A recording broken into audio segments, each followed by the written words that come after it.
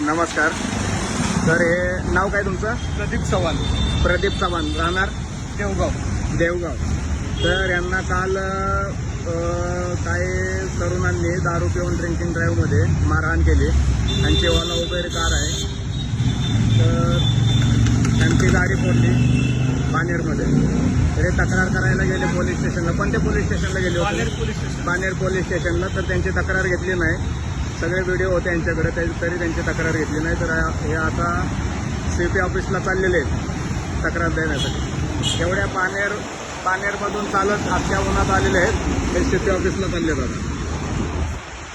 तर बोला, तुमचं म्हणजे काय, तुमची का तक्रार घेतली नाही, काय तुमचं म्हणणं होतं? आमचं म्हणणं फक्त एवढंच होतं की काल ते ड्रिंक अँड ड्राईव्ह करून 5 जण आले होते.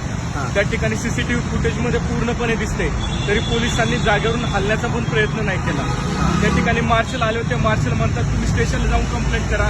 स्टेशन म्हणतात आमच्या हातामध्ये नाही, तुम्ही जाऊन CP ऑफिसला कंप्लेंट करा. सर आम्ही तीच प्रोसेस फॉलो करतोय.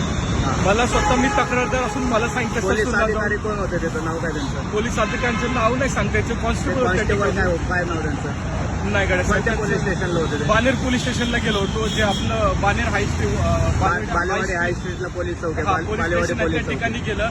त्यांनी कुठल्याही प्रकारचं बोलणं सुद्धा टाळलं. त्यांनी की पुन्हा दाखल होत नाही, असं नसतं. दारू पिऊन आले. त्यांचं म्हणणं आले की जर ते दारू पिलेलं तुम्ही त्यांच्या गाडीचा फोटो का नाही काढला, किंवा तुम्ही त्यांचा व्हिडिओ का नाही काढला. ते CCTV फुटेज त्यांनी चेक करायचं ना तिथं. काहीच नाही सर, काहीच हालचाल नाही झाली.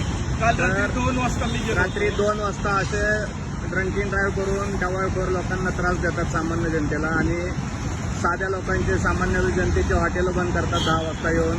लोकांना जमावबंदी करतात.